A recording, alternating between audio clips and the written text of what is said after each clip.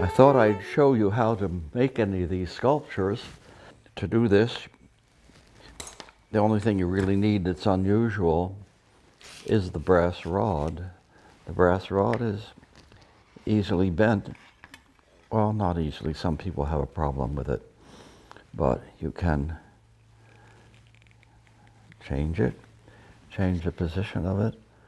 Sometimes I do a sketch like this just to give you some idea of where to go. I have my trusty soldering iron here and the flux. You always have to flux things before you solder them. So we'll do that, a little bit of flux on here, and here, possibly here and there. We do a little bit of solder.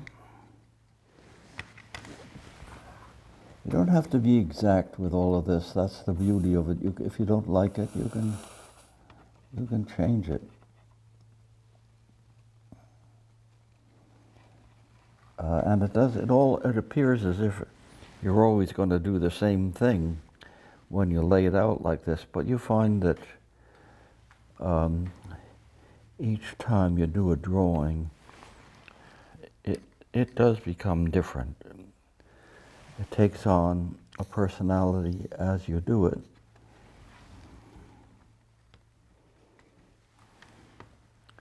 Now, I have lots of parts of other sculptures that I've done that I didn't use. The eyes are the most important part because they determine a lot of the personality of the person and their disposition, whether they're happy or whether they're sad, or whether they're just miserable, and the lips as well. Noses are a big deal with people. I prefer Asian noses, or no nose at all. So I have arguments with my students who inevitably make big noses for some reason. I think it's just a feature that they think will identify the sculpture. So what is the stuff you're putting on the this brass? is the flux. Whenever you melt metals, you're dealing with oxygen in the air that wants to combine with the metal and makes an oxide, which keeps the fastener, whatever it might be, welding or soldering or brazing. It keeps it from sticking together because the oxide acts as an insulator.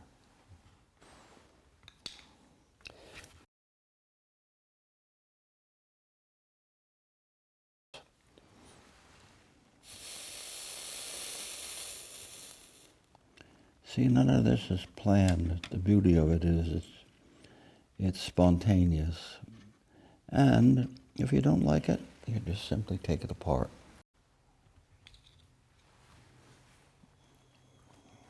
See, right away, the minute you start to get eyes and nose and mouth, you start to get a personality. Doesn't talk to you but it will start to say what's right. You have to be careful because this is hot.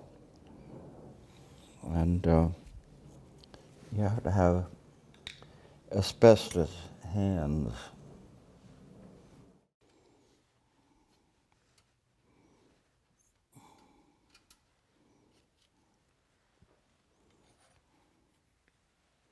It's important not to let the iron get too hot, or it loses it just simply won't transfer the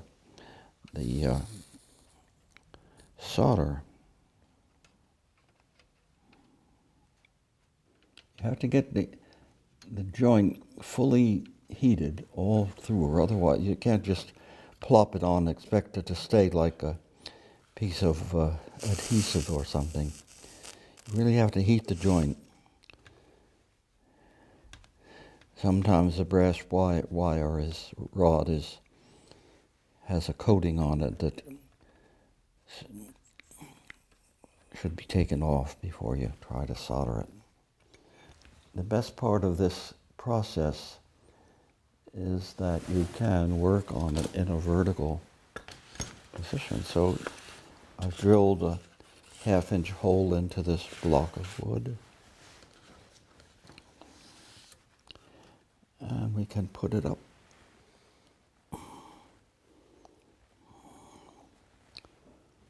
And she starts to sand. Not really. Let's see.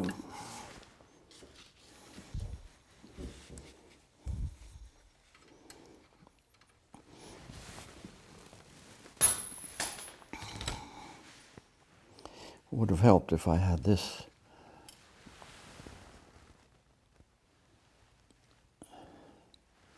Then if you don't like what's there, we can always stuff in some more wires to just to support her.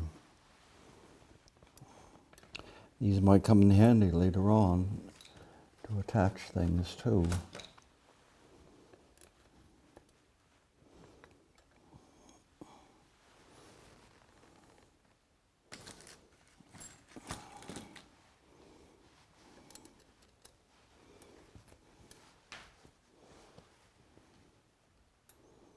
Always make the eyes separate. It makes it much easier later on when you want to change them. And the lips you can change as much as like. It does make a difference, doesn't it?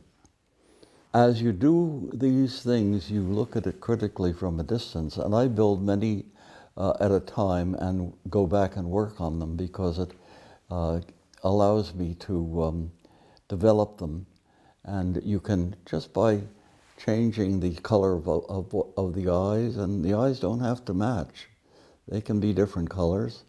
And the eyebrow can make a big difference, whether you turn it up at the edge, or the hair can come down over it and still contribute to the strength of the thing. It must be strong, though. That's the one thing people have a problem with, is making things strong. I've done it so much that I automatically think about things like that. But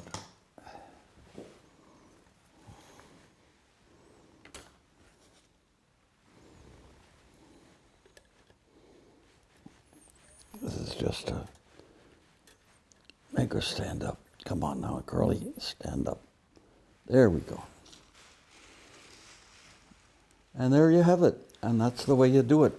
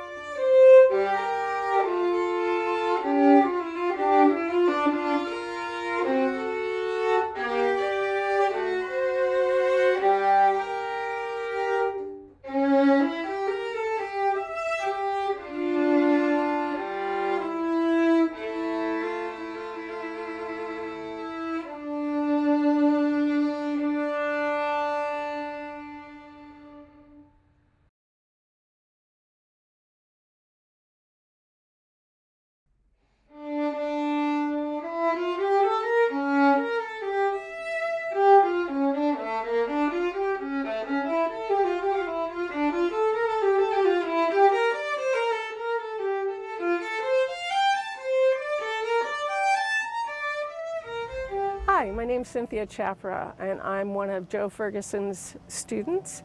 And I'm here to talk about a little bit of creativity that I got from Joe because I was doing smaller stuff.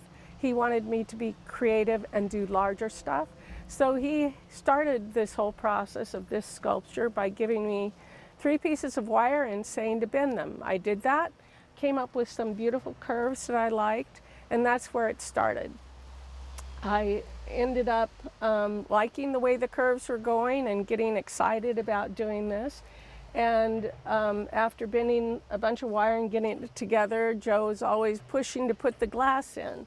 So I was going to put my glass in, which was green glass, but Joe said that wasn't my glass, and he gave me this red glass. So I ended up with red glass, which I really love. He probably knew better because he thought it's going to blend in with the plants. So the red glass was pretty inspiring. So the process for me, which was a long one, was to start this out. And last summer I had this in the yard, and it was red glass mostly. There was nothing else there. At the end of the summer I went back and realized that it just was sort of blah. So I started working on some orange glass in here, thinking it looked good, and Joe showed me some yellow globes that he had, and he thought, oh, those might look cool. So I saw them and I thought, yes, they would look really cool in this, and I ended up incorporating them into the design, which actually added a lot to this design, and it also helped me to incorporate my butterflies, which I know Joe truly hates butterflies. So that made me very happy. I was able to incorporate my butterflies, having them fly around these yellow globes, and finally to get to this point. But through all of it, I had to be creative in finding a way to curve my glass, because I had all these curves and I wanted the color to go all around. So over the time, I was able to learn how to do that too. And I came up with this amazing sculpture that I now have to grace my garden and to give people something else to talk about. And I'm very happy that I did. But creativity, it's not a one-stop thing. It's something that keeps happening. And every time you see new things, you get inspired with other ideas, which is just what happened with all of this. Perfect. And I'm very happy.